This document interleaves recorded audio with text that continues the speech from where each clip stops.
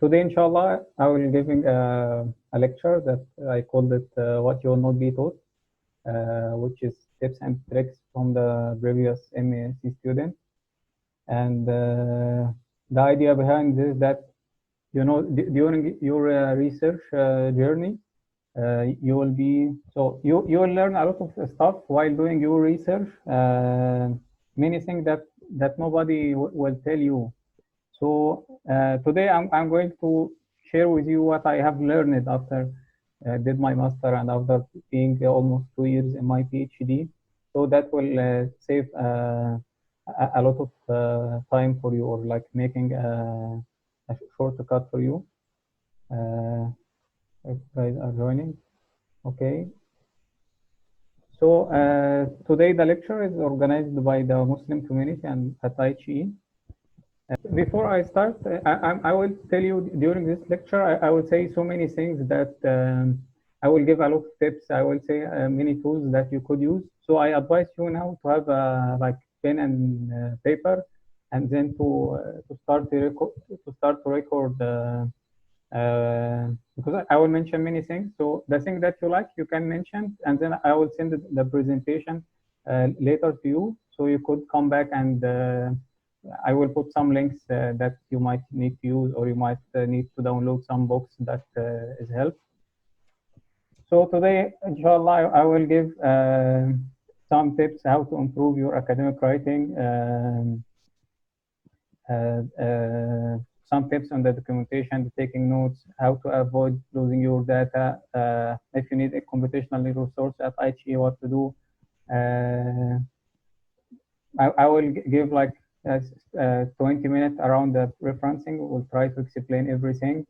Then the figure and the checklist and general tips. So guys, during while I'm speaking, if you feel that you don't understand something, feel free to interrupt me or ask questions, okay? And the important question, I will leave it till then. Okay, let's start. So the first thing, I'm going to start with the academic writing. So most probably, like most of you guys, they are maybe first time for them, as I mentioned in the registration. Most of you might be first time to write a thesis or a research article. So I will give few tips on how to improve your academic writings. First, you should know that the writing is a long journey, like that you need a long time in order to improve it, you know. So for people are going to continue in the academic field, so that is a long journey for you that you keep improving. And also the writing is a skills, like the more you practice, the more you train it, the more you will feel high. And after sometimes, if when you don't write, then you will lose your skills will decrease. So the first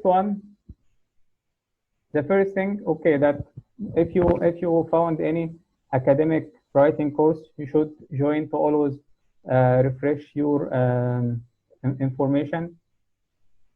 Second thing, it's always important that you share what you write with your supervisor or a reviewer or a colleague or a teammate, whatever, because when you write something you yourself, you always your head is saturated with some ideas, so that when you keep writing yourself, then you think what you write down,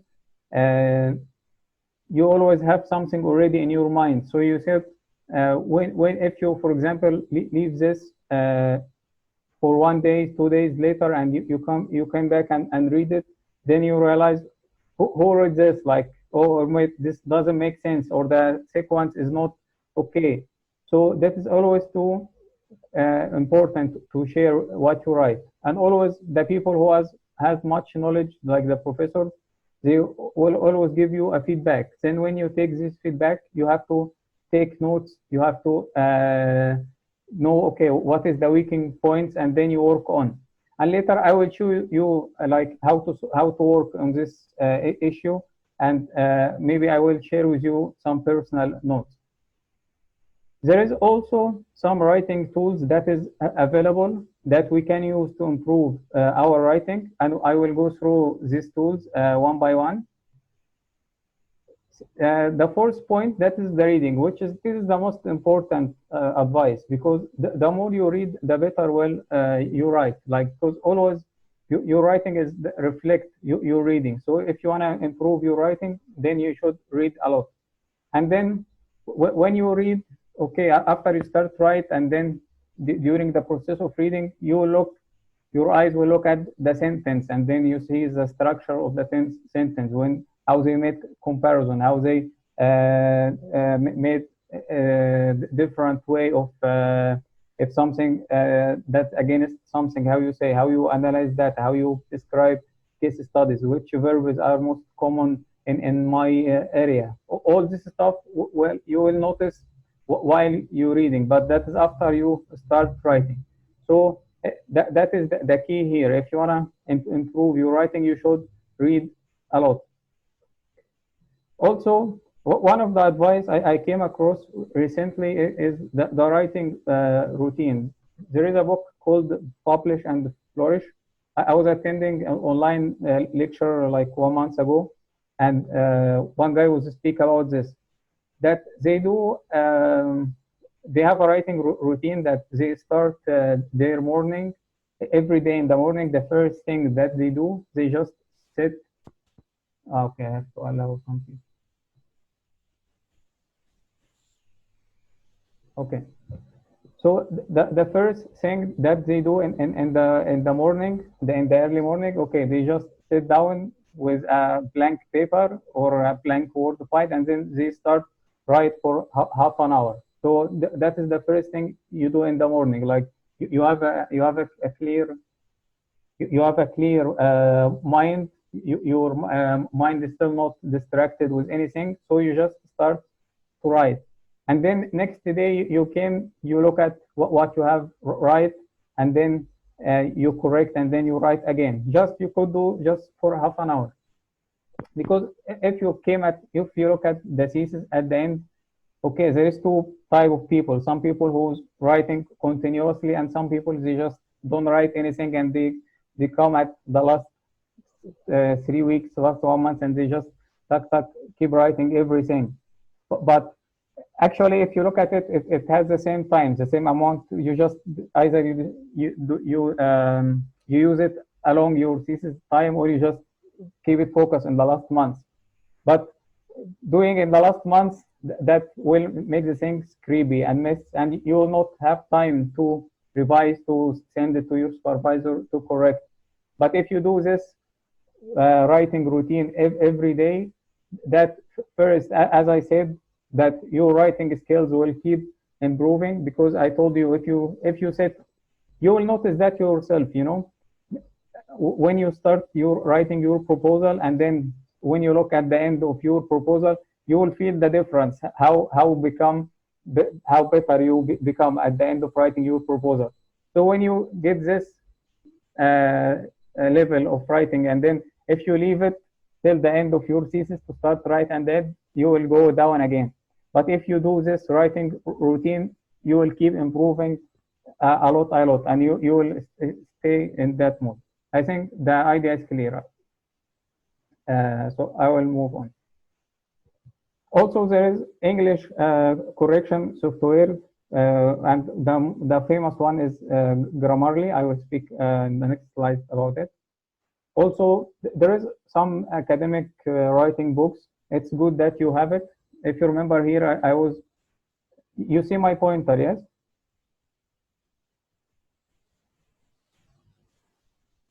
Yes. Okay. So as I mentioned here, for example, when you send your writing to the supervisor, when you send what you write to the supervisor, and then they give you something, a lot of comments, So then you sit down and you analyze what is wrong with your writing. Then you will find some stuff that you keep doing wrong. for example, people like me, who first language is Arabic, when they write in English, they write a very long sentence. So that was a problem for me. So and then if you look at the academic writing books, some books that okay they solve this issue. They tell you okay if you have this problem, you write long sentence, then this is the steps you have to follow. So this kind of books it's important when you just determine what is the weak point in your writing, and then you go and look at this book and try to solve it one by one, so you improve yourself. Uh, Now, I have a question.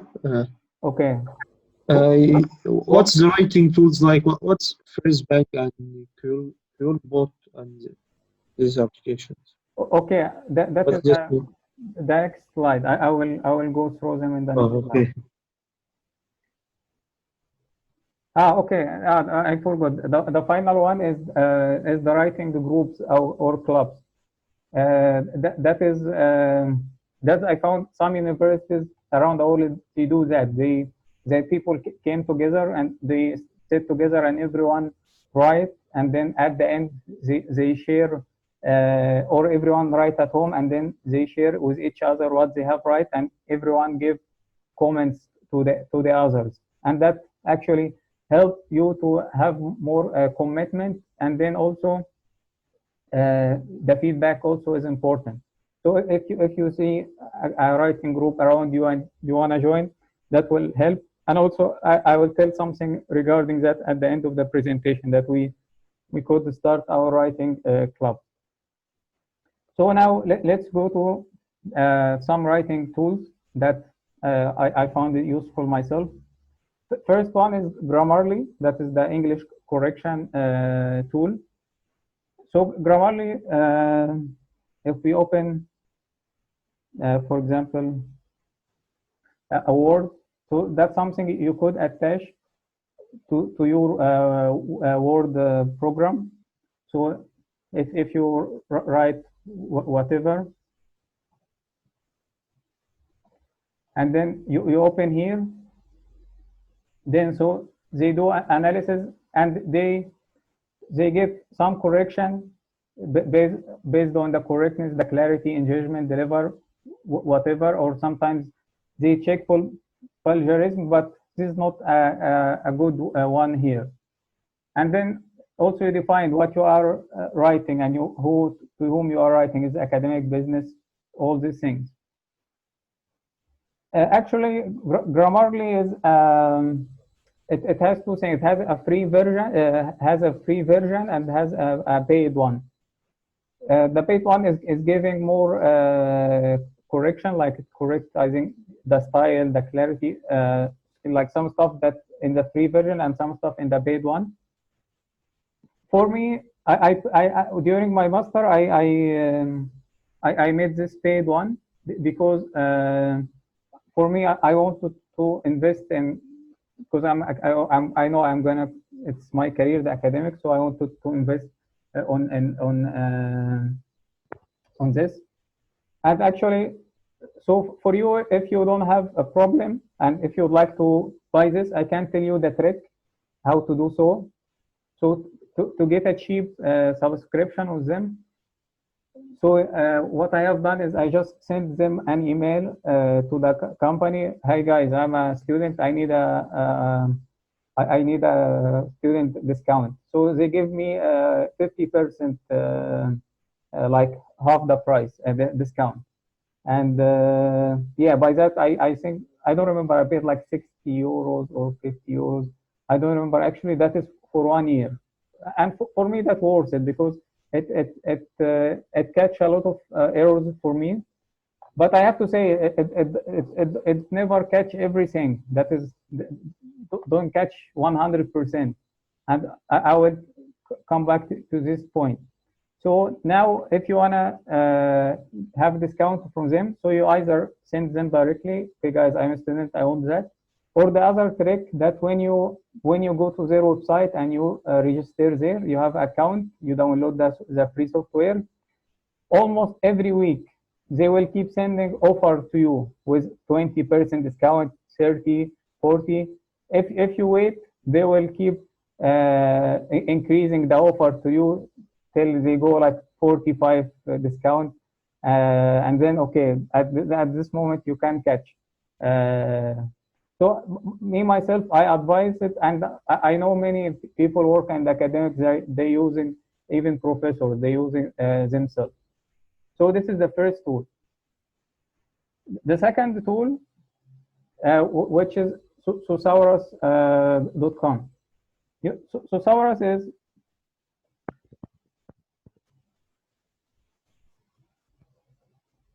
okay. So this is the website.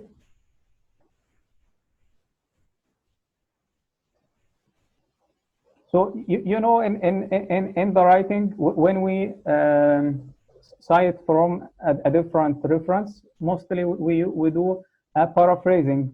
So we have a certain text, we would like to rewrote it in our own way. So sometimes we need to find, we know a word, but we are not sure this is the best word to put, or we know we like how they write it, but we don't want to use the same word. So we came here, we put any word we want, and then this website give you all the synonyms and the antonyms, okay?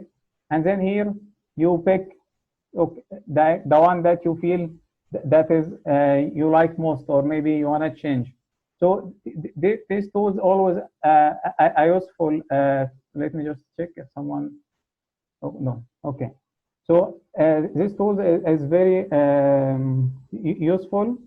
I always, me myself, I always have it next to me. When I'm paraphrasing, I always look at words there and use. Another tool that is called Academic Phrase Bank. That is bank of ready phrases that you just you can just use yourself. Let me show it to you.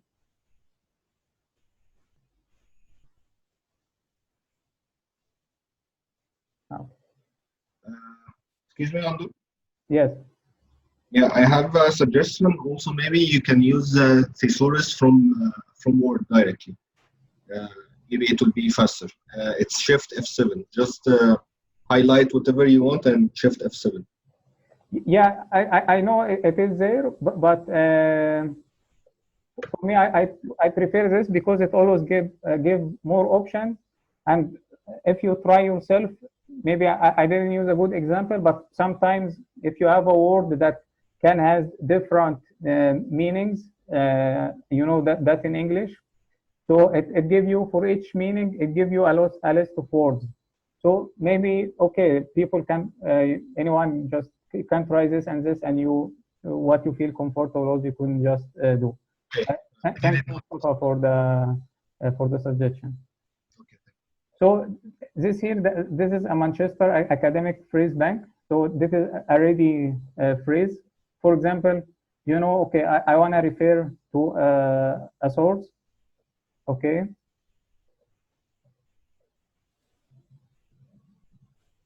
So, for example, I want to give general comment on relevant literature. So here you will find already written phrases that you can just use.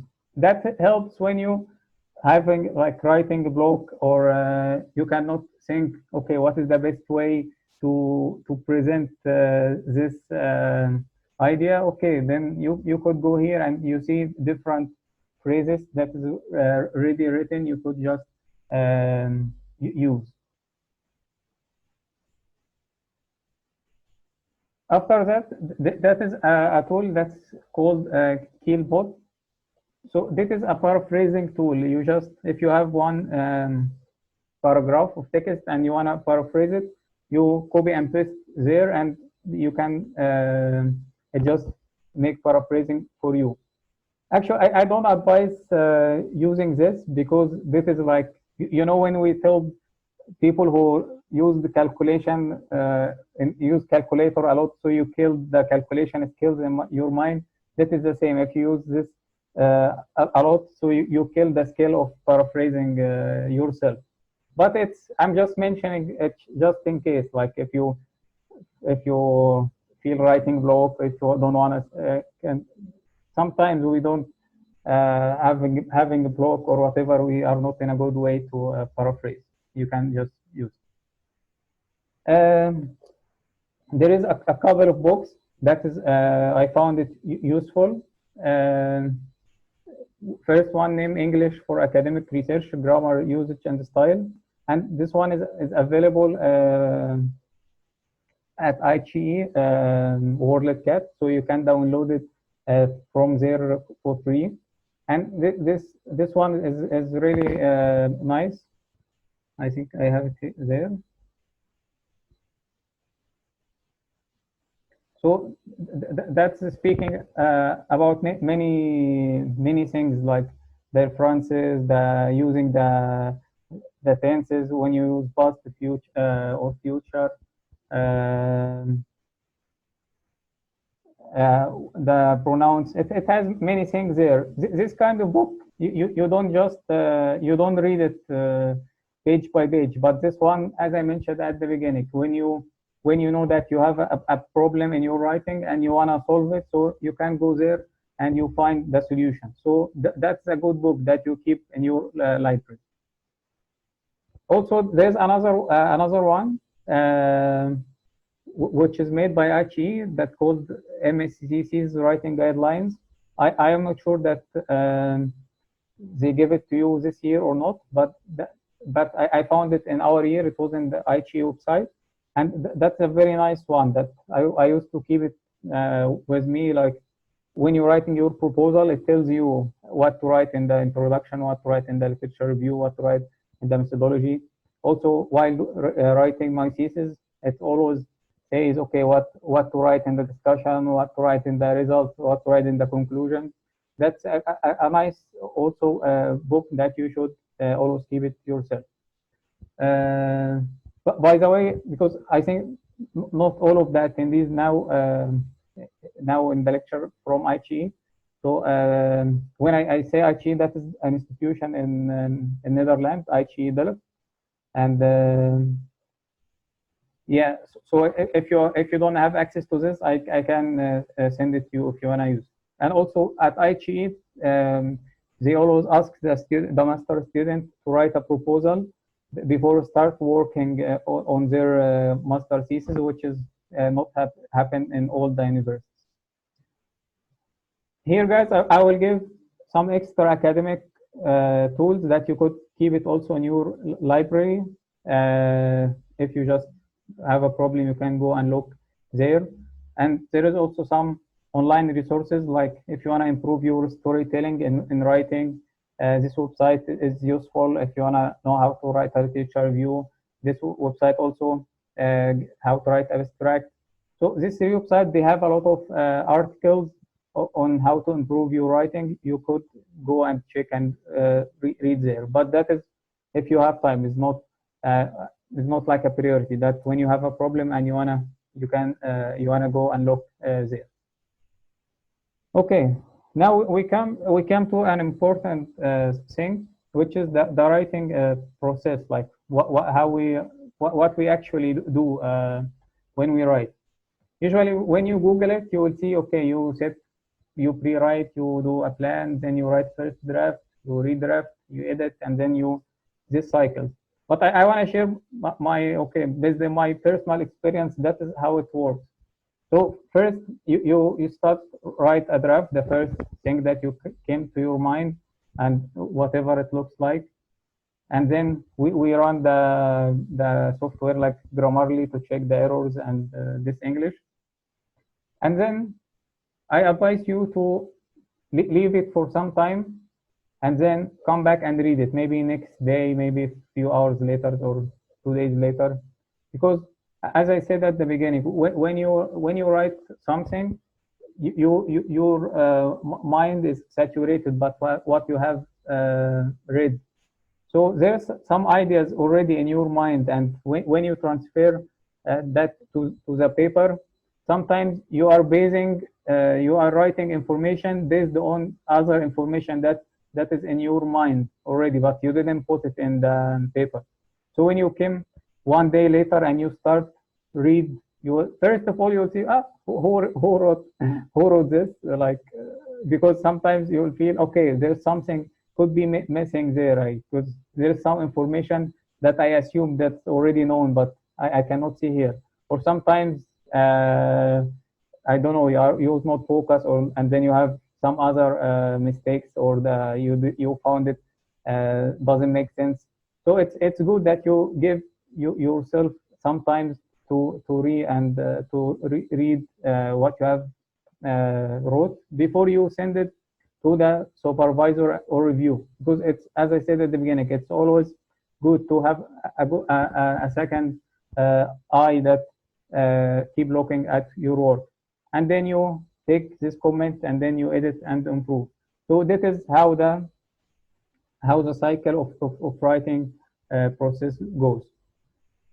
Okay, if you have sometimes a writing block, or you keep procrastination, that you keep delaying writing, or you are afraid to start writing, here is an idea or a technique that you could use, especially for people who are they feel themselves better in doing presentation than sit down and writing, so they will keep procrastination. So what you could do is, the technique is that you make a PowerPoint as if you have a presentation to someone, or also you could bring your friend and then you give him the presentation. You put everything there, all the figures, as you trying to explain all your work, and then you record yourself, maybe just sound record or a video record using Camtasia or OBS, and then you just explain everything. You just explain everything in details with the figure as you are giving a presentation, and then later you open this record and you and then you start write what you just have said. It doesn't matter how crappy or the grammar is not okay. You just write. You don't have to think. Okay, you just write everything, and then you come back. You start correct the grammar, and then you use the thesaurus to improve your words that you are reading, and then you check the sequences, and then you improve. But always when you have something even bad, to revise is better than you have nothing. Okay, guys, are you following? If you feel at any time you want to have a break, let me know. Okay.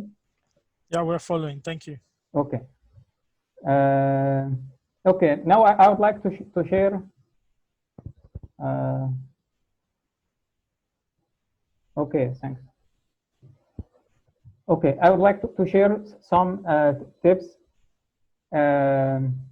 which will save a lot of your time actually, and will save a lot of stress later. For example, it's about the documentation and taking notes.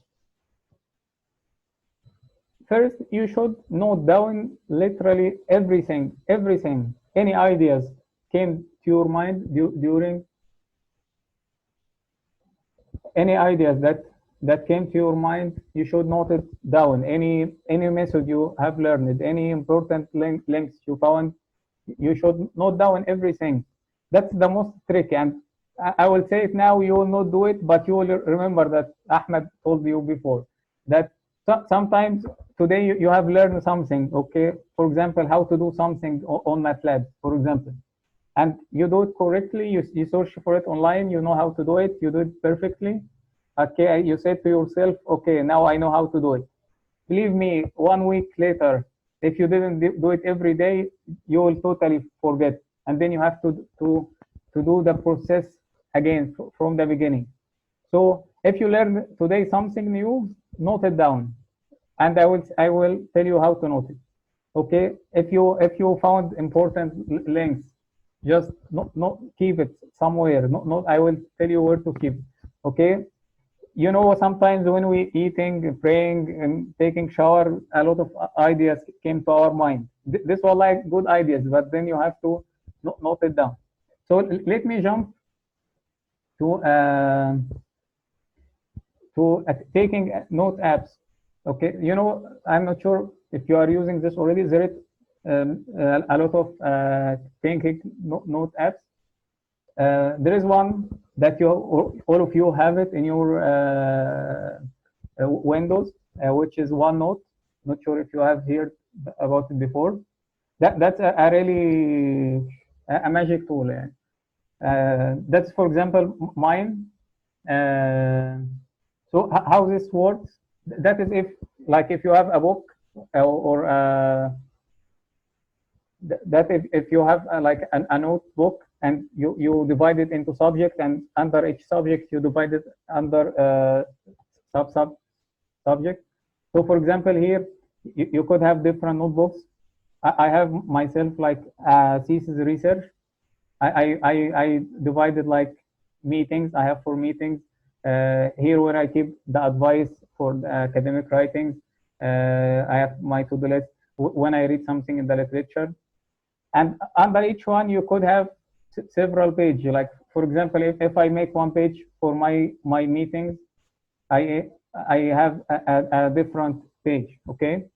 So the good thing here, imagine if you want to make one Word file for each meeting you have with your supervisor, then you have a bunch of Word files.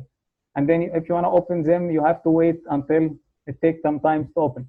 Here you just, everything is open. You just moving by one click. So you have everything here.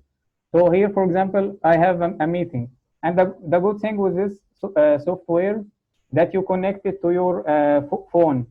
So I have the same app on my phone. So for example, if I'm in a meeting, we wrote something, I just can take picture with the phone, and it just synchronize, and it uploaded here. Here, for example, for the academic, okay, I found some article useful, I copy and paste here. If I have some tips, I keep it there. For example, here, when I receive some feedback from my supervisor, I note down what kind of problems I have in my writing, and then I learn from it. So that's a really useful tool that can help you to note down any ideas, and also to organize your work. For you make tables. If you have running simulation, you could just put whatever. So that's I really recommend this tool. There is another tools like Evernote, Notion, some other, but at least if you don't know, okay, just go for this. Also, I advise you to always record your meeting with the supervisor. Ask them to for permission before doing that, and then if it's online, or even if it's in the office, you could use your phone to record, because that will also help you to re-listen, and sometimes you don't really understand everything they mentioned, or you forget, or you note down, and then you lose. Also, one of the good things of this, that this software, that most of us here are foreigners and we are going back. So when you keep note down during the thesis everything, you will end up with a lot of paper. But if you write it there, okay, you just can take it home easily, and you can access. Because the good thing with this application, you can access through the web, the phone. So if you are in a different place with a different computer, you can still access all your notes, and that's the good thing. The step after that is organizing the files from day one, because I know most of us downloads, and then if you open downloads, you will see all this file. But it's really important that you keep organizing everything from day one. And here I would like to mention about how to organize our reference. So usually we have a PDF files of the reference, and we read a lot of paper, we read a lot of previous thesis. That is what's research about. So there is 2 ways to deal with that. The normal way that most of us do that, we have PDF files, we put it in folders, that's it. And the other way that we use the reference manager. So let's look at the reference manager. In this lecture, I will use Mendeley, because that's the only one I use, but maybe that could be still applicable to the EndNote or the other one you use. So for example, here Mendeley, that you have already your reference there, that I will say how to, usually you download it, you import it here, or you just drag and drop here, or you take it from the website. I will show you. Okay, so here you have the document. If you wanna look for something, for example, World 2020. Okay, that bring the paper here. Okay, so here you can use it to search. And sometimes, and if you have the paper already, you can click and open like this. So you have it here, and then you have tools to highlight. You have tools to put notes, to read here. So that is one way that you use this tool to read here, to make your highlights and notes, everything here. And the good things with this, that it's the easy on how to first you can arrange it in sub folders, but also the other thing that you the research, how easily, like how easy to get any research. You want to look for a paper by author, you just type the author here, you get it. If you remember the title, you just look by title, which is very easy. That is one way, and I say this is ideally the ideal way to manage reference. But the other way that most of us use, even me myself, I start with this, but okay, after sometimes you find yourself you go back to the nature. So we use the normal ways, which is PDF and formats. So here I will give a couple of advice. First, okay, you arrange the folders either by topic or author. So if, for example, if I showed my file, that is where I keep the reference. Some of them, Ashton and Bright, that is by author. I keep the paper from the author, because I know that author in this area has a lot of publications. So I make folder for him because I know that he has. And some paper that I know that I'm gonna collect from different authors. So I make another folder per topic. Okay. And the second advice is how to name the thing. For example, because most of this file that I did during my master, but recently I came to that is the best technique to rename your file, because usually when you download the file at the beginning, when you just download from internet, you will see some numbers, and if you have just numbers, you cannot research this file. For example, if you have all your files in numbers and you want to look for one thesis that you downloaded long ago, but you know that guy, his name Ahmed, he's the author, but if you type Ahmed, it will not appear because the title of your file is just number. So when you download, if you want to use the PDF and folders, you just put the first the author name, the year, and then the title of the paper. That is, you just do it right after you download it, before you forget. You just download it, you rename the file, you put the author, the date, the title, and then the third advice, that you use a quick research tool. You know, in order to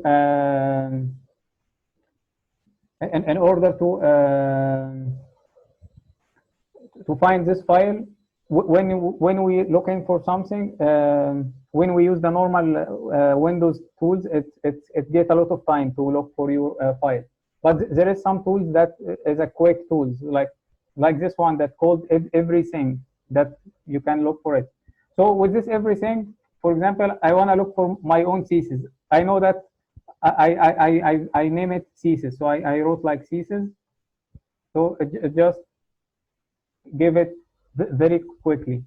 So that is the trick. I know our new paper called FMRS. Okay, so I just look for this.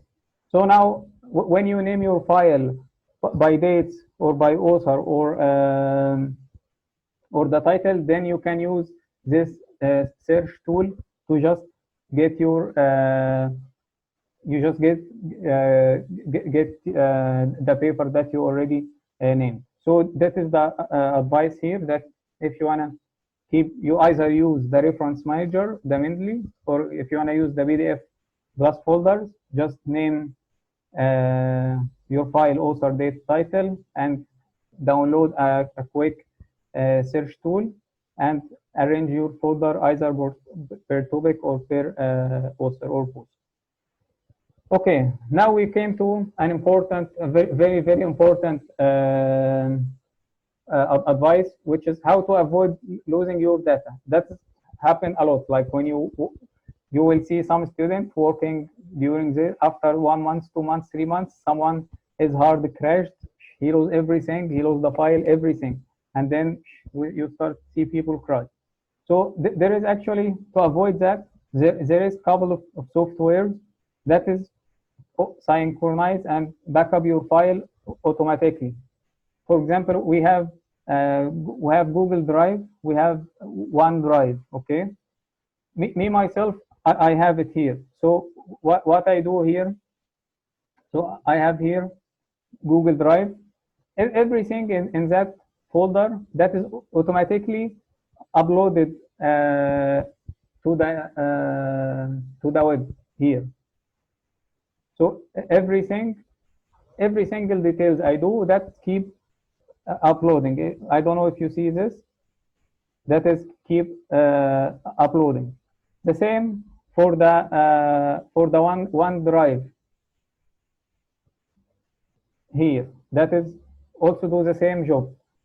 That if you have it, you have this software on your PC. You determine one folder. It just keep synchronized or back up everything you do. It just upload it directly. So whatever any work you do, just there. So if it happened to you and you lost your files, you just need a couple of hours to download the files again, and that is a really useful tool.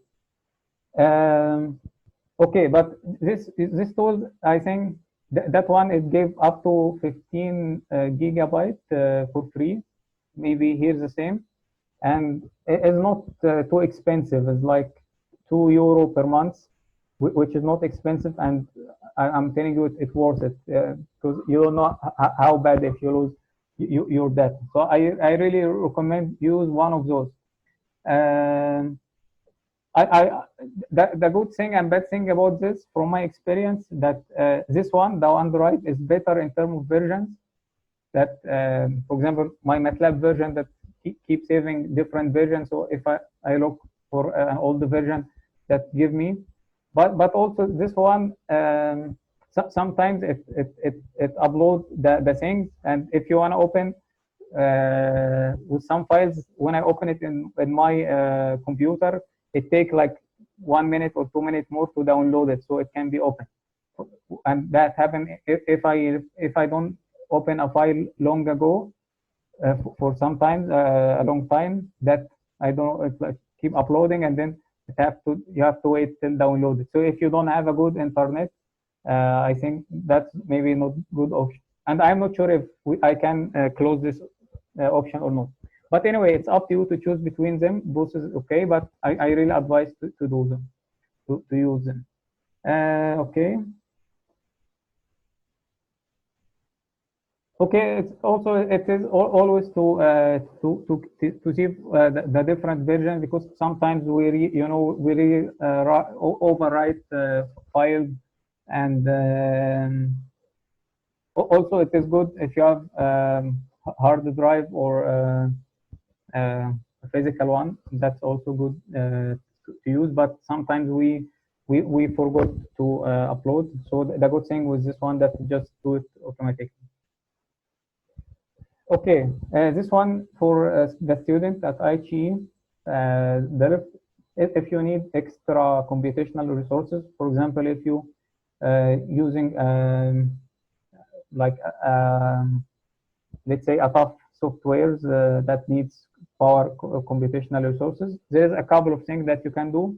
First, you could ask the IT to give you extra RAMs to your laptop, and then you ask supervisor, and supervisor asks them, they put it to you, so that increase.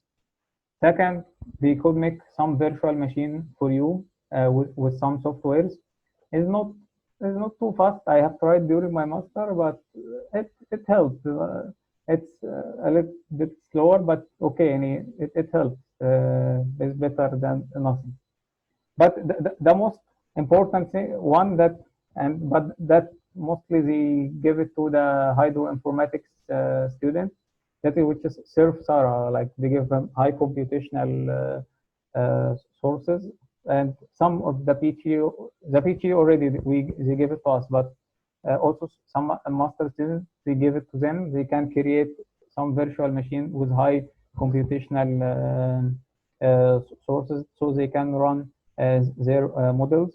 So if you have really heavy models, or you wanna run, this runs that takes 2 weeks, 1 month to run, you could do it there.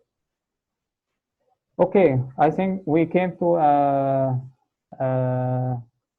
new thing. Maybe we have a short break. Okay, now let's go to some technical stuff.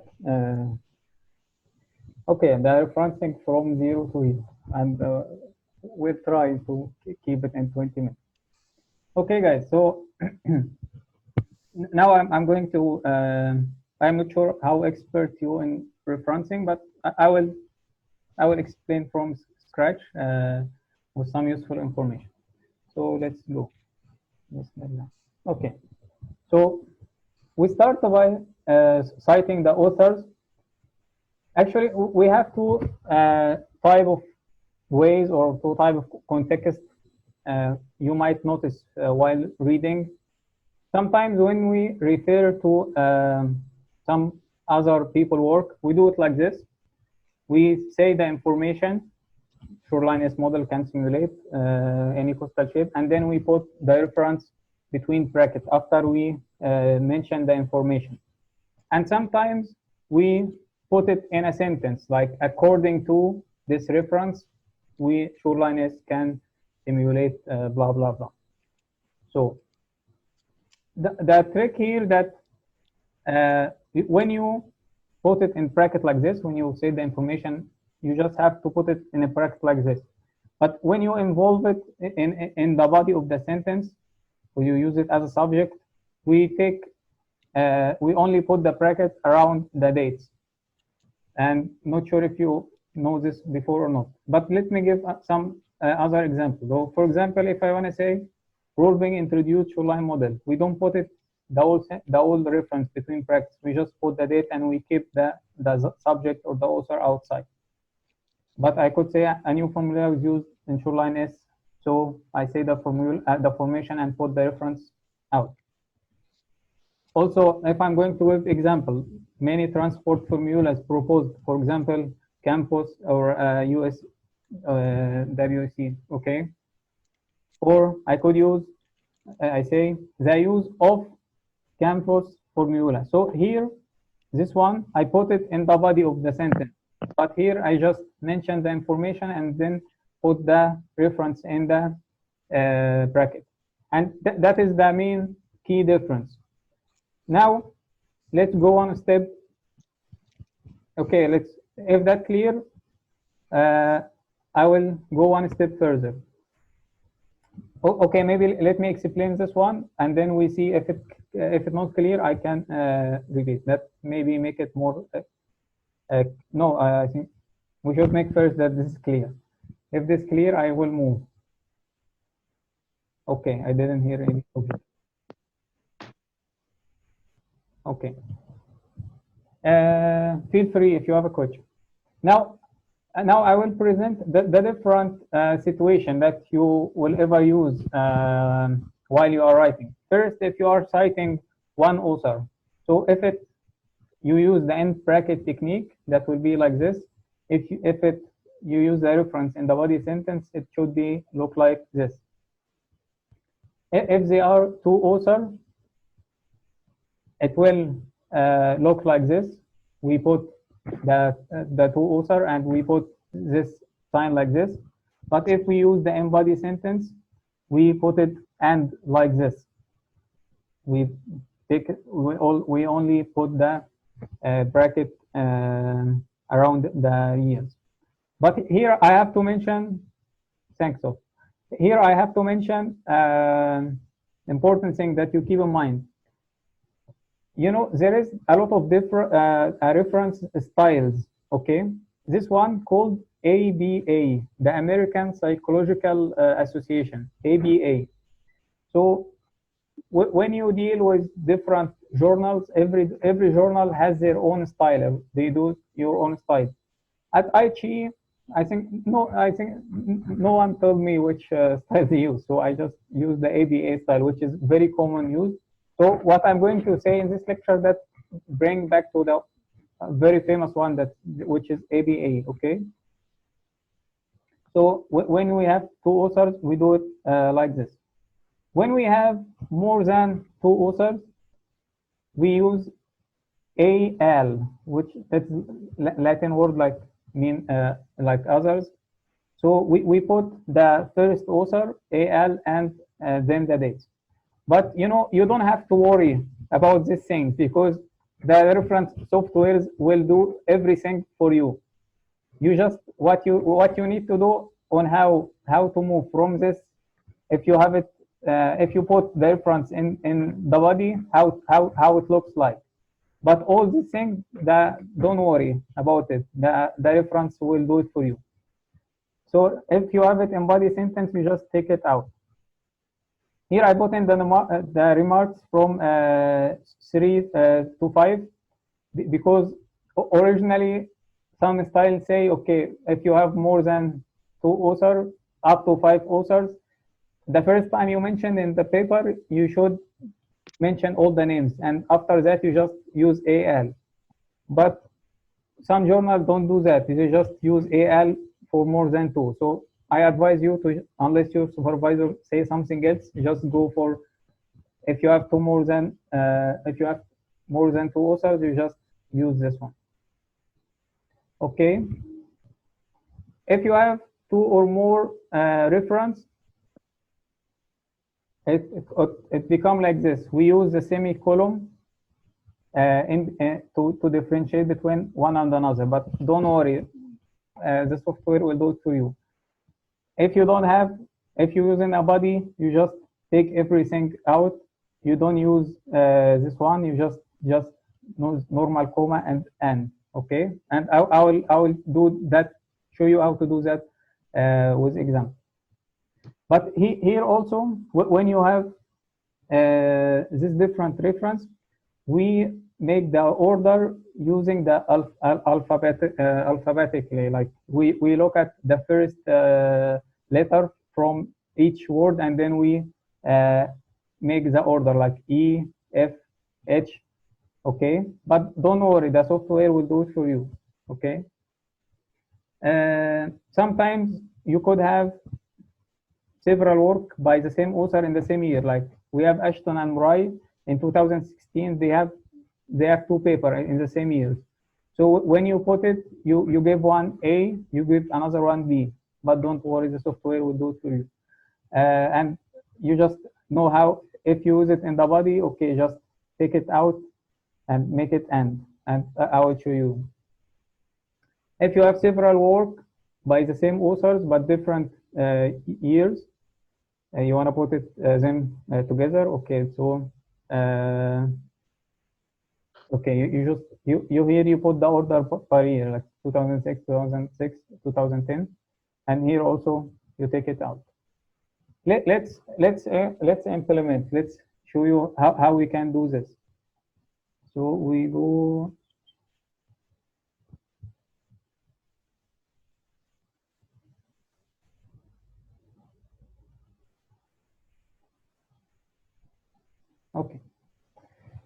So me myself, as I told you, I'm using Mendeley, so I will apply in Mendeley, and I believe the other reference manager can do the job. So I came here. First, you choose the style. Now they have the American Psychological Association, which I told you about, the 7th edition. Sometimes you can make edit from the software itself. It turns you to the website. You can make, if you want to change some stuff in the style, for example, if you are submitting to a journal that asks you to make the order not alphabetically, no, make the order per years. So you go to the style and then you change that. But for you in the thesis, I think you can just use the ABA 7th edition. So we go here. I want to insert the reference here. So insert. I type the author name. Okay, it happened to me. Okay, just okay. Now I have the reference. Now how if it in the body? I do the same.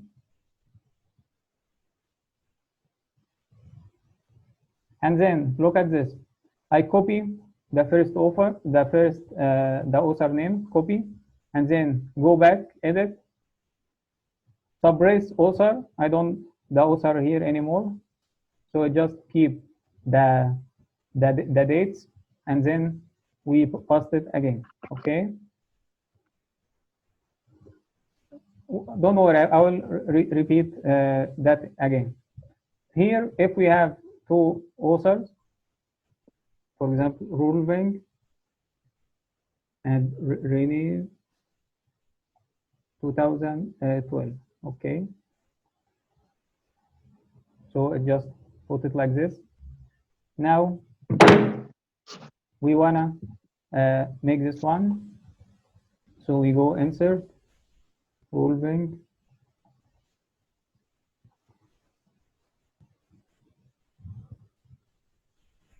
So I came here, I copy the author's name, I came back, edit, suppress author, put it back here, control, sorry. Okay. And then I change and to normal end. Okay. This one, Rulving. Which one? 2020.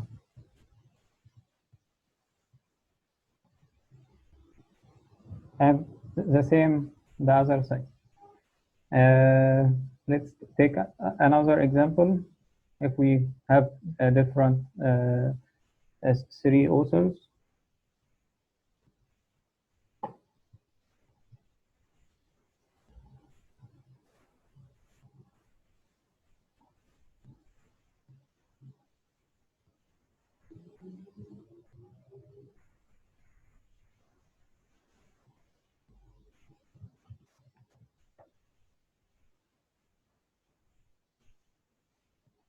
and then simply they do the job for you.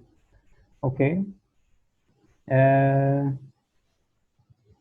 Okay, the rest is the same. So here, if you have your style is correct, they will do the arrange for you.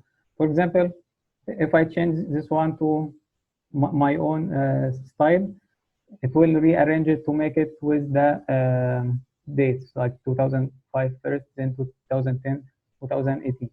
Okay, but as I said, I think you can just use this one for your thesis. Now let's do a different one. This one. So sometimes, as I showed the example in the presentation, when you are going to mention few reference as an example, so you use e.g.comma, e.g.comma, and then you have this reference. So if you want to do this using the Mendeley, so I know that I need Biker, Campus, Van Ryn, but I know that this EG will come after sorry, before biker. So I came here, I say biker, I say campus, I say Van Ryn.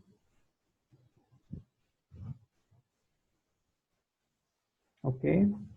Now I need to put this before biker, so I came as for the prefix. I say e dot g dot comma. Okay,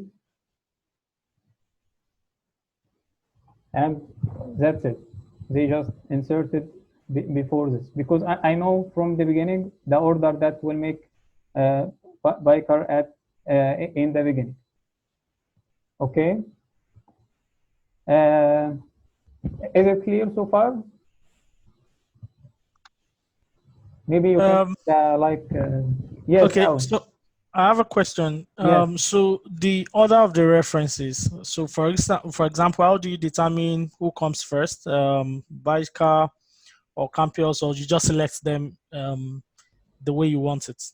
Okay. So as I said, there is different style with the ABA style that they look at the first letter from each from the first author. Like we have E, we have F, we have H, and if we look at the alphabetical order, E came before F, came before H. So Okay. this is how they list the. This is how they make this order. Okay. Clear? Yeah, clear. Thank you. Okay, you are okay. Now, then after that, you came here. You just in at the last chapter of your thesis, where you have the reference, you insert the bibliography, and then it just insert all the reference that you have used automatically. Okay.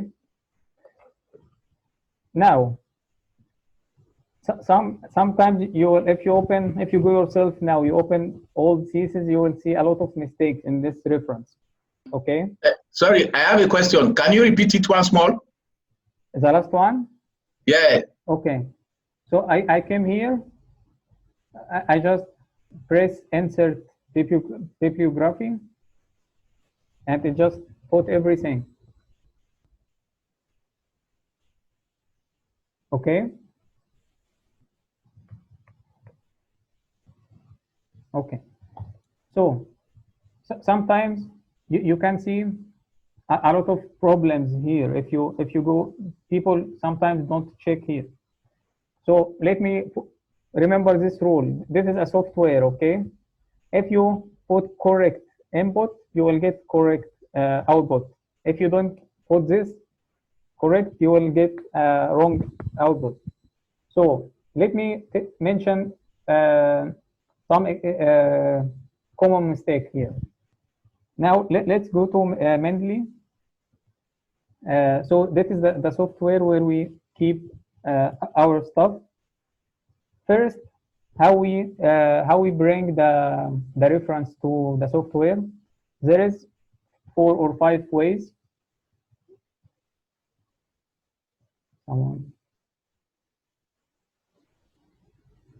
Yes, it is okay. For who sending the question, yeah, it is okay to send Mendeley. Okay. So first way that, or you can use. Let me open a reference.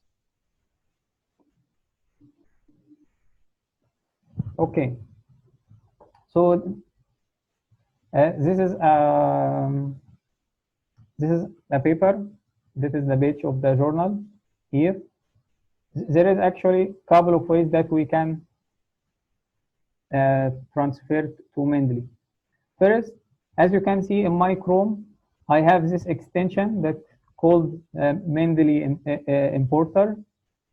That is the unofficial one, and we have the official one from the company itself. So you click here. Okay, I had to sign, but it will take some time. Anyway, usually you just click here. It just take the information from website and just give it directly to the software. That is one way. That is the first way. The second way, usually you could export the paper you want to, you can save it. Some journal give you the option save it to Mendeley, or if you are using other softwares, you could export the citation to DBI EIBITX. Okay, that's download this file .bib and you just drag it and drop in your software. Then you have the paper. Okay, so this is the second way. The third way, you just download the paper, you just drag and drop here, it's just already there. Number 4, that you just add, sorry, we have a message here. No, I think me myself, I used Mendeley, I think, and I know other students use it. Someone is asking about is it obligatory to use EndNote? I think so. I don't think so. But you can use Mint. Okay. And you can just add files folder. Okay. And sometimes, okay. So let's have a look here. When you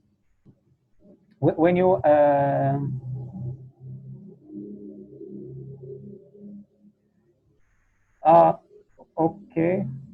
Okay, let me answer this at the end. I don't have. Okay, so someone is asking how to cite a code from a web page. Okay, that's depend on the style you are using. I don't have a question right now, but I think that's something you could easily Google. And maybe let me check here if we have web page from here. Yes, you can have it. Okay. Okay, I will answer. So usually when you open a file here, that is how the information looks like. That is, first you choose the type of the type of the file. This is journal article. This is the title. You put the author by last name, then first name, the journal, the year, the volume, abstract, URL, the files, everything. So this is the part is the most important, that you have to check always yourself, because if there's something wrong here, that means okay, you will get a wrong output. So whenever you upload something to the software, just give it a quick look. The common mistake here, sometimes you see they put all of this capital, or sometimes the year you see it instead of volume, or this number could be changed. Okay, so if you have this correct, that's fine. So sometimes if you when we have this very old paper, when you drag and drop here, even especially if it was scanned, that will not give you something. You have to make the entry manually. Okay, so you came here, you just have to enter everything yourself. That is with the very old paper, we do it like this, or if it's scanned, it cannot read the files directly. So you have to fill this yourself. For who ask about the web page, I think there is option here for how to make something from web page. So you could create the reference for the web page by putting the title, the authors, when this article was published, if it has page. You can put as much information as you add, and then don't worry that the software will write it. Okay, they will put the author and the years in, if you use the ABA style, but in the bibliography they will put it based on their style. So maybe you don't have to worry about this. Okay, but to be honest, I haven't done that before, so you can give it a double check. Okay. Okay. Now we go back to the presentation. So as I mentioned, there is 4 4 ways or maybe more to import the files. Correct input, bring correct output. And the common mistake that sometimes the title is all capitalized. And here is another common mistake, which is sometimes when you come here for the author, you have to enter last name and first name, okay? Sometimes you have for the same author different work you are citing. For example, if you are citing my work as Ahmed and you use my publication at 2018 and 2020, okay? And in 2019, when you define my name, you said Ahmed, the first name, and then you put Muhammad second, and then you said Al Ghandour. Okay, that is into 2019. And my other publication in 2020, you said Ahmed Al Ghandour. You didn't put the second name Muhammad. When you so the Mendeley will understand that this is two different authors, not the same one. So when you do that in the Word, they will appear one as A. Al Ghandour and the other one will appear A.M. Al Ghandour. Okay, that's up in the text, not in the bibliography, and that is not correct because they are not two different authors; they are the same author. So always make sure that for every author, okay, this professor, for example, all his publication you write his name first and the last, or first, second, and last. You just have to decide, but just make sure you use the same way. Okay.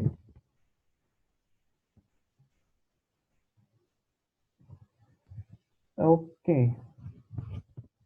Here we use the same technique if when we are referring to a figure or table or section. When you put the information in bracket, you leave it like this. If you use it in body, you just take out the bracket and you leave it like this.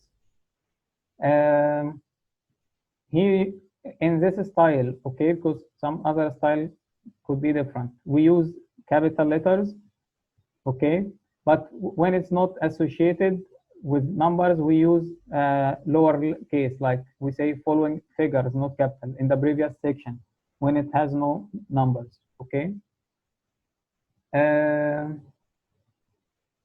I think that is the last slide in the reference. Here, I would like to mention few reference resources. We have the WorldCat, which is associated with IHE. With this link, this is a good one to use because that has access to all the books that in the library of IHE, and also that because of IHE, there is some journals or some articles that allowed to you because you are a student at IHE. Okay, so when you look from this website, that open anything that is accessible because you are at IHE, you can access it from there. For example, the book I mentioned at the beginning, if you look at from this website, you can download it for free. If you look at from other websites, you have to pay to download. Okay. The other one is ResearchGate, which is I believe most of you know it. That is like a community of researchers. They everyone is uploading their work there. I think I have it open.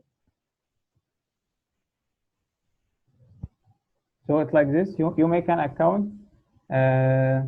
You get updates. Here, for example, someone is uploading his work, but he's not uploading the paper. I can send, by clicking here, I can send them a request so he can send it to me personally, or someone already uploaded. I have the full text available, so I can go and just download it from there. So that is one of the ways. The good thing is here, that is the very old paper that sometimes you will not see online, but you could just directly ask the authors through this website. And sometimes some paper you have to pay, but when you go ask the authors, okay, they give it directly to you. And also, there is an option in some journals, like here, for example, this paper, I need to get access to it. I cannot download it now. So if I click sign in, okay, they ask you to sign in via your institution. I can sign through IHE. Like when I click get access via your institutional. So that is good thing that through IHE email, some journals can give you access for free to paper. So when you open any article and you found you have to pay, look in the website if there is a possibility that you log through an institutional login, and if that's possible, try IHE and then check if you have already access to that or not. And I think sometimes if you send it, if you have to pay and you cannot find it, when you say you could send it to the library of IHE, and then I think they could buy it for you, or I think they have this option. I'm not sure it still exists or not. Okay, so this is the reference resources. Okay, so now I'm done with the reference resources. Do you have any question so far regarding the references? Okay. Okay, now I have one question, Ahmad. Okay. I want to indicate the number, the pages number in the biography. Can Mildred do that? And they already put it. Already, are you sure? Yeah, like this. This one. Okay, if I want to change it or something like that. Yeah, you will see it here. This page. Okay. Okay, thank you. Okay. Okay. So now I think that is the last thing before that, some general tips, and then we conclude. Okay. Now the figures. Okay, when we produce the figure for our thesis, there is, I made a checklist with things that you should make sure for every single figure that you are producing that satisfies this thing. First, the image resolution, okay? Because you know at the end, your thesis will be printable or will be will be uploaded in the internet. People can read it later. Or sometimes if you did a good job and you are going to publish thing, when you submit your work to a journal, they have a specification regarding the quality of the image. So sometimes they accept a very high, only a very high image. So we define the resolution of the image by either dpi or dpi, like particle, I forgot, pixel per inch or dot per inch. Okay, and both are equal. Okay, so usually the journals could take like 600. So for you at the thesis, I suggest that you use 300. That is good. 180 is okay, but don't go for 600 because the more you make it high, the heavy will be the file, and then it will make a problem. Okay, how to do so? For example, if you are using MATLAB, you have printing. People are who familiar with MATLAB. You can determine the resolution like this, and I think that is the same in Python and other ways. And also in the PowerPoint, I will keep this link. People who are made figures using PowerPoint, this link is explaining how you can get figures from PowerPoint with very high resolution like this. That is the first one. Second one, any text should be readable on your figure. Because I will show you now, sometimes we keep the axis very small, and I will say why. So make sure that any text don't go less than 10 pt. Okay. Now we are controlled by the size of the page that we are putting the image. So let me here go there. Okay. So okay, this is our A4 page. We know that the width of the A4 is 21 centimeters. So usually the maximum width that you can use for a figure is 16 centimeters. And let's say the minimum is half 8 centimeters. So that is the range always for your figures. So when you make a figure using PowerPoint, MATLAB, Photoshop, whatever, you always decide, okay, how big I want. Because here, for example, this is the same figure. Here, somehow we can read the axis, that's longitude and meters, when it's 16 meters.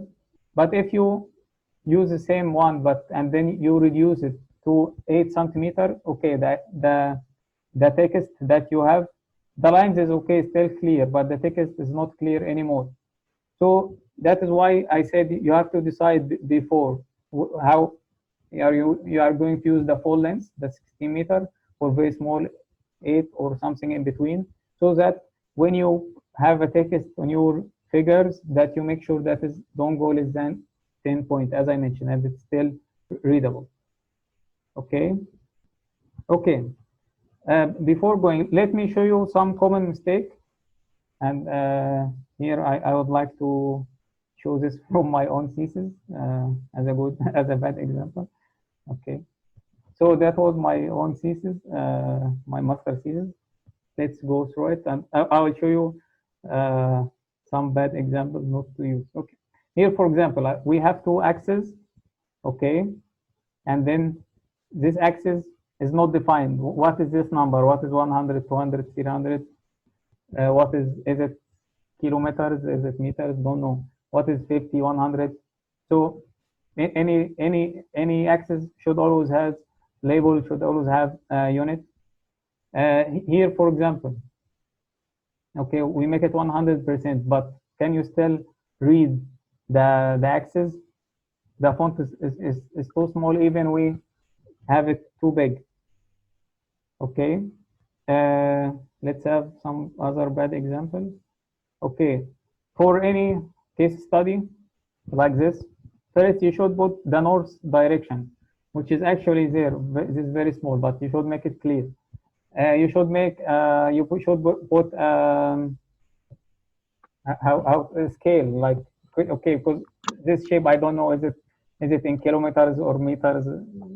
I don't know. Okay, so any image any map you produce should have legend, should have north direction, should have scale. Okay.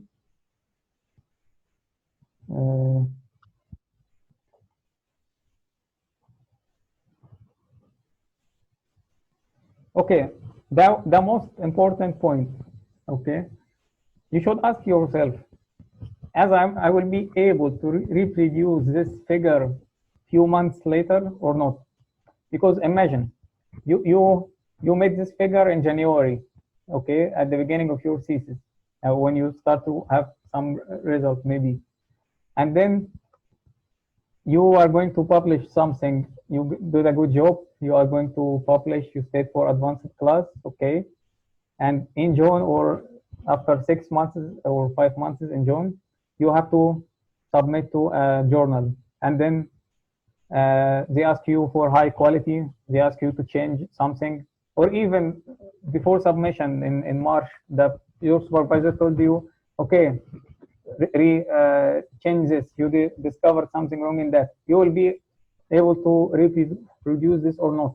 Because what we do, and that is my experience, sometimes we do some calculation, we use MATLAB, get the figures, okay, and then you lose the file, which where is it? I used to make this calculation. or sometimes you draw it somewhere and you just get it okay, you save it as a GPG or PNG, and you have the figure, but you deleted the original file, or you forget to save it, or even you save it but you don't know where I save it. Okay, so it's my advice, everything you have should have a list, like just a word bed document. Okay, for each list, each figure you put in your thesis, you just write down there where is the file that you use, where is the data, where you save this file if you want to come back to it later. And believe me, wallahi, this is a very important, and if you don't do, you will remember. Okay. And as I said, any maps should contain north direction, scale, legend, axis, labels, everything should be defined. Okay, this is also an important one. Never adjust the size yourself, like manually. Like here, for example, this one. Never do like this or do like this. Never. You wanna make it bigger? You go here. Okay. Okay, you go to picture format, open this one. Always make sure that the lock as is locked, and then you play with the size from here. So you make sure that the width and the length increasing or decreasing together, and the aspect ratio is closed. So you keep the scale okay, the aspect ratio is okay. But if you do something else, then you destroy the aspect ratio and then doesn't look. And this is especially for the while making presentation, because in the presentation sometimes we want to fit the image there. We just manually, that is the easiest way, manually adjusted. We close it. So never adjust without looking the aspect ratio. The last one is, okay, you should always refer to the figure in your text, because some students, when I read, okay, you have this figure, but figure number 7, but he never refer to it. So always make sure that any figure you have it in your thesis, you should refer to it in the text. Okay, now we can. I think that is the we finished the technical stuff. We just have okay, some few tips, that's general tips for you, just in order to, okay, let's go through it. Hope people is still following, and that's not too much. Okay, so the first thing, that is the thesis marking guidelines, which is something that we used to have before. I am not sure you have it this year or not. So this is simply the guidelines that they give it to the supervisor in order to give you the marks at the end. So the evaluation is based on 4 criteria. First, the understanding of the subject and the knowledge. Second, the originality and the analysis and the interpretation, which is the discussion, the result, the method. The third, how you organize, the present, communicate during the thesis. Number 4, the creativity, the independence, the work plan, and so on. So this is the criteria they evaluate you, and each one has different levels. So I will, if you don't have this file, let me know and I will share it with you. Okay. So I will give some tips within this guideline. First, they wrote the independency. Okay, and we always advise the student. Okay, you are working with some expert now. You are asking them for any information for free, so you learn from them for free. 6 months later, you have to pay to sit with them. They are busy to sit with you later. They will not respond to you. They cannot give you information. So you have to maximize your benefit from them now. You have to learn from them as much as you can during this 5 months. But also how to do that. Okay, on the other side, we should show how independent researcher are we. So there's always like these two things. So always the key here that you just, the more you do homework, you do your job. So for example, you have a problem, do as much as you can, try to look for a solution, do your online search, self-learning, blah, blah, blah.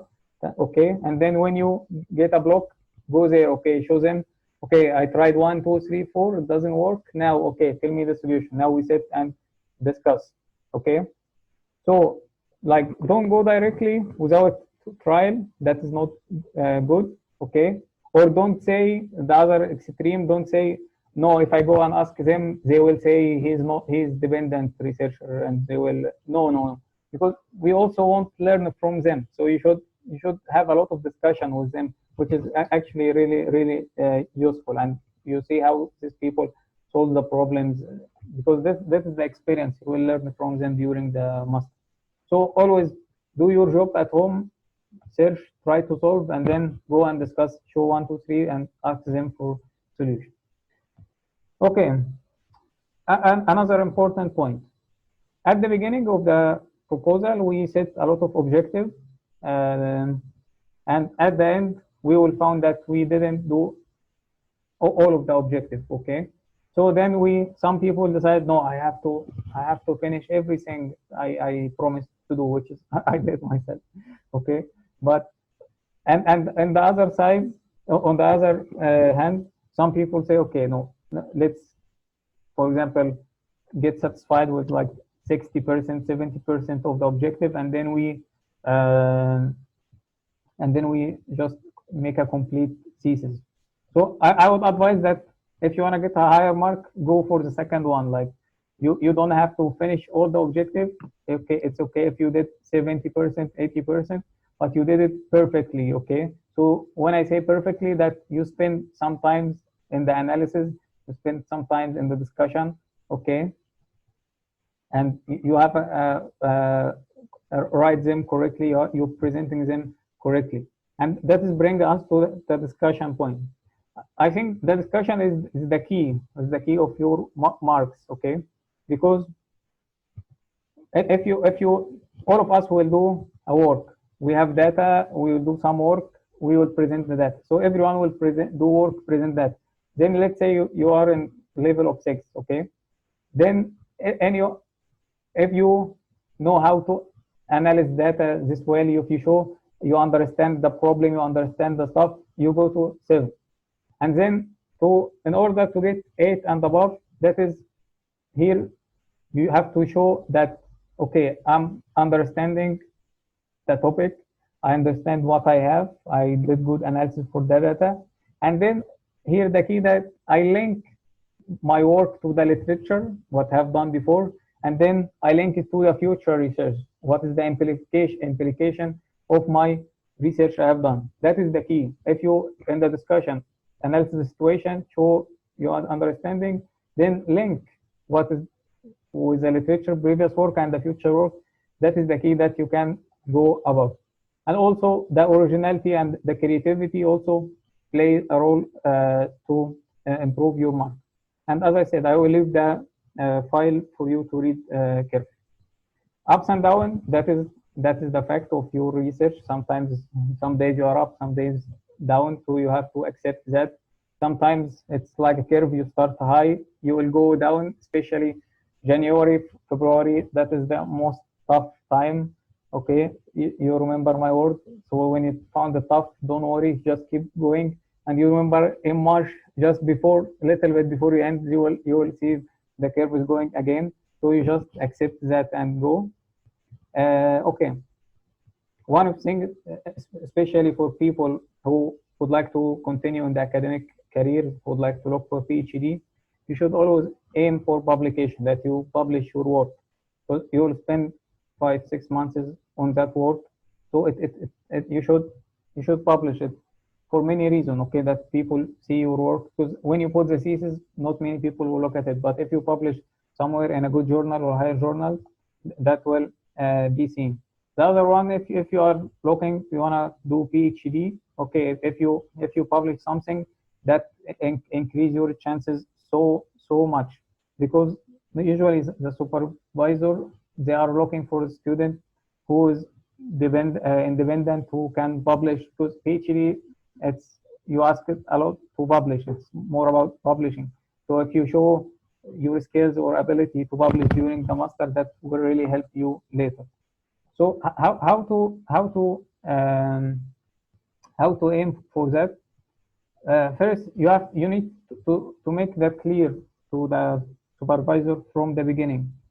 So when you design your research, when I say design, that means your research question, your research objective, um, that lead to something maybe new, lead at least to something that which is interesting to the scientific community, so that at the end, if your result, the supervisor see it's really interesting to the scientific community, or had something new that he or she would like to present, then they will push you to publish. Otherwise, they will not be so encouraged. So from the beginning, if you set a good objective and a good problem, that will help you. And also during the work, if you show the professor how good I am also in terms of writing all this stuff, that will also help.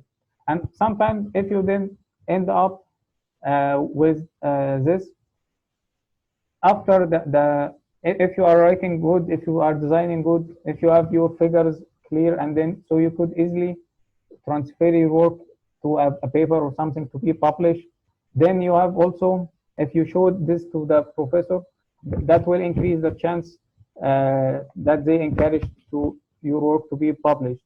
Because sometimes they don't have fund, but you have to convince them that that your work is good to be published, and you deserve to that your work and I mean you have the ability to publish a good thing in a higher journals. Okay. Okay. Another important tip, that make use of this time that while you're writing proposal. So when you write your introduction, when you write now your literature review, or the people who write the methodology, make sure that try to write it as good as possible during the proposal. So the one you write now, you just use it in your final thesis, which is I did myself, like my introduction, my literature review, I did during the proposal. I just copy and paste in the final thesis. I just revise and check the writing, and I didn't add a single information, because you know in IT, okay, it's we have a very limited time, so you will be busy writing your discussion, result, conclusion, all this stuff. So it is good if you get rid of this stuff now very early. Okay.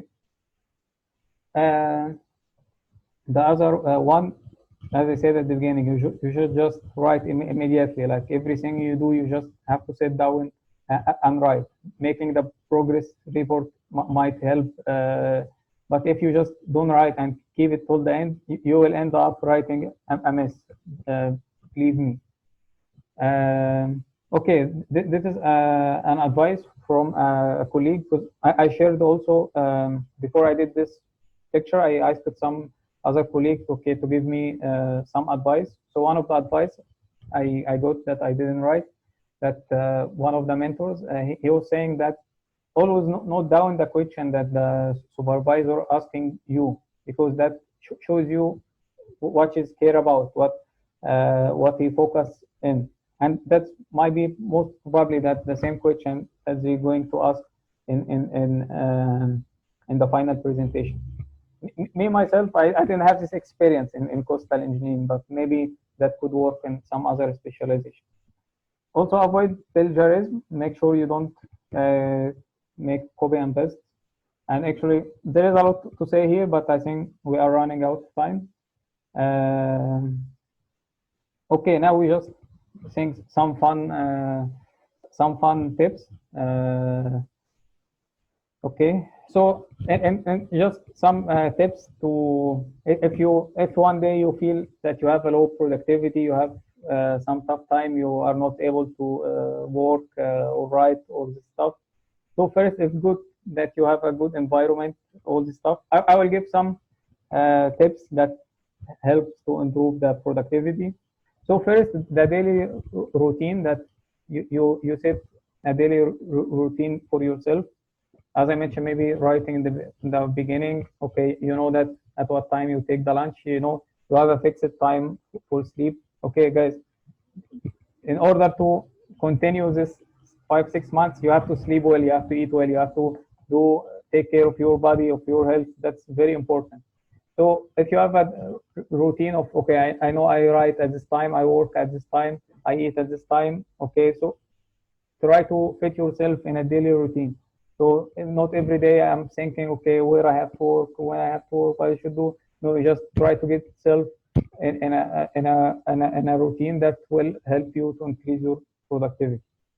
Also, the study buddy, that okay, that if you have someone close to you or maybe have a same specialization, that you keep checking each other or you keep encouraging each other. That is also good to give you a motivation that okay, let's do this, let's do that.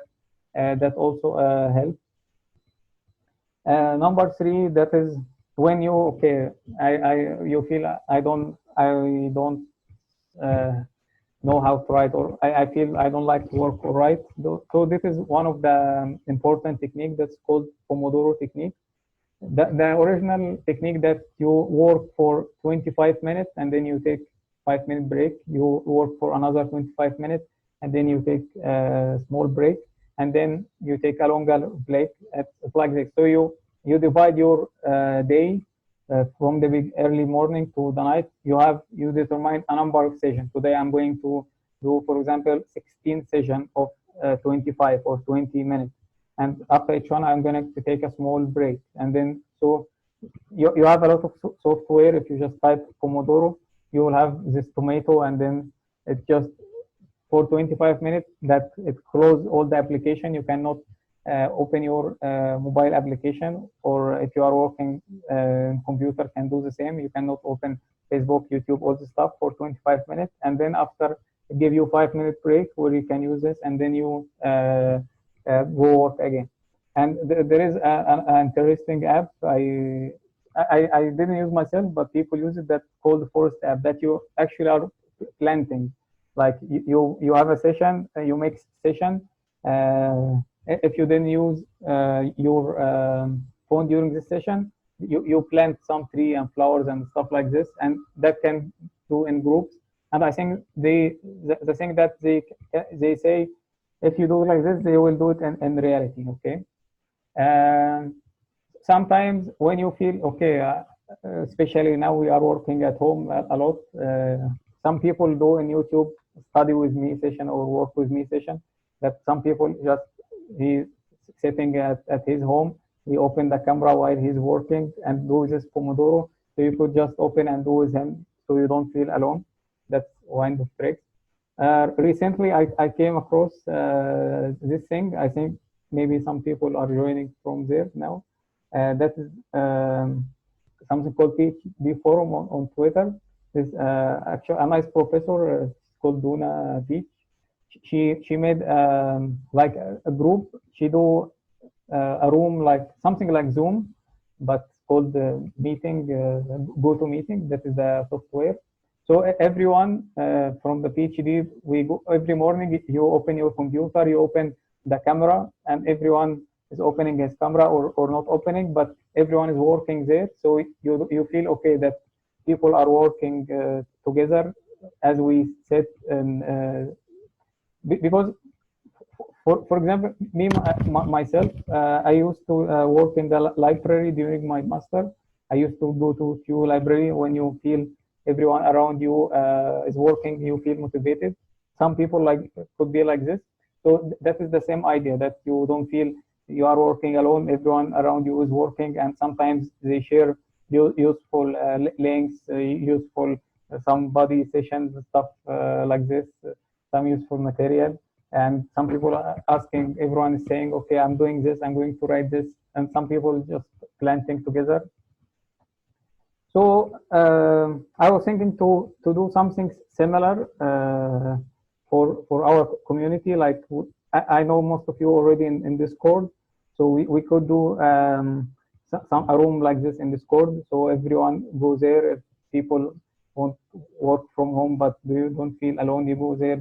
You open the camera or don't open, but at least when you're there, we know that you're already working, and then we start share what we are doing now or what we are working on, and we check each other.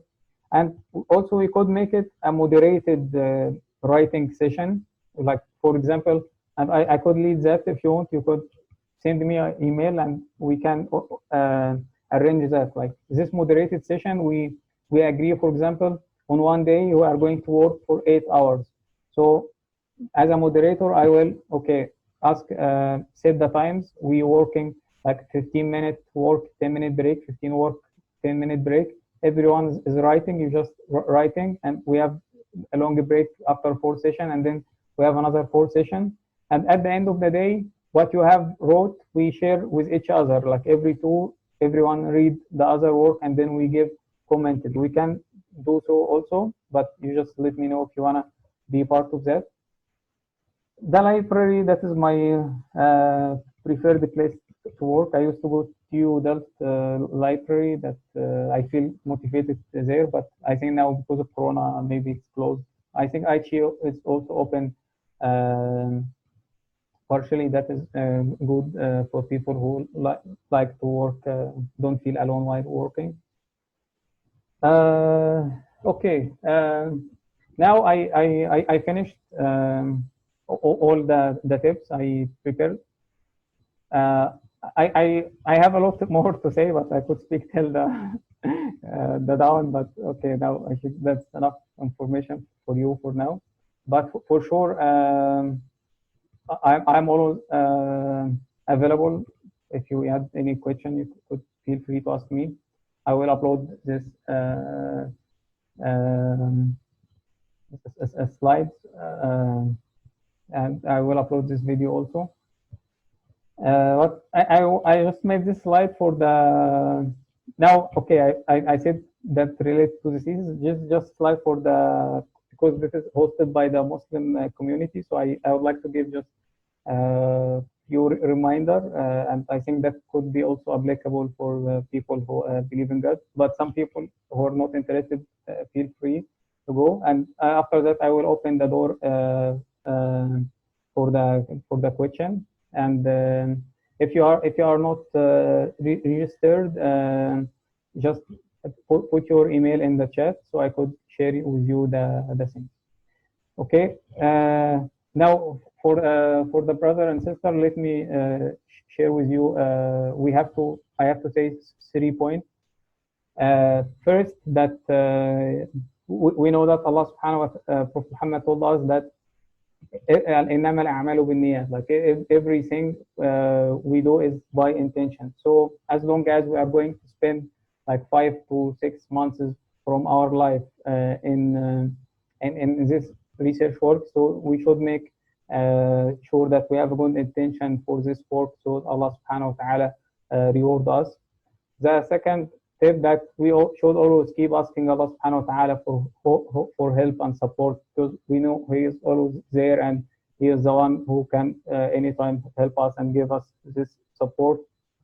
And the third one, which is very important, that never misprioritize. Okay, because okay, what you are doing now is very important, and which could be the most important in your life. But don't, because some people just when they start research, they forget about something else. Like they forget about their prayers, they forget about doing the good deeds. They just keep focusing on this. But we know that the prayers is which more prioritize whatever we do in our life. It's more important than this. So when you make sure that this doesn't contradict with this, you prioritize your prayers, pray at time, and that is when you where also you ask Allah subhanahu wa ta'ala to help and support you, because we know that okay, we are here not because not because we are good or we are clever people that Allah subhanahu wa ta'ala gives this special chances to be in this country and to do this research with this health, with this good tools and with this good supervisors, with this good colleagues. This all this blessing that Allah subhanahu wa ta'ala give it to us is not because of that we are clever or we are good or no. This is just blessing from Allah. So we should always be grateful to Allah, and we should always thank Allah that we are here, and we ask Him to support us. Thank you, and all the best with your thesis. I still have a lot to say, but I will not say any more. But maybe if you need more lecture, we can touch on some stuff like in academic writing, like the storytelling or all this stuff. But just let me know. And my email is there, and if you need anything, just email me anytime, and I'm always open to respond. And if you have any problem anytime, just come and share with me, and feel free, and inshallah we'll try to help each other. Thank you guys, and I want to hear from you.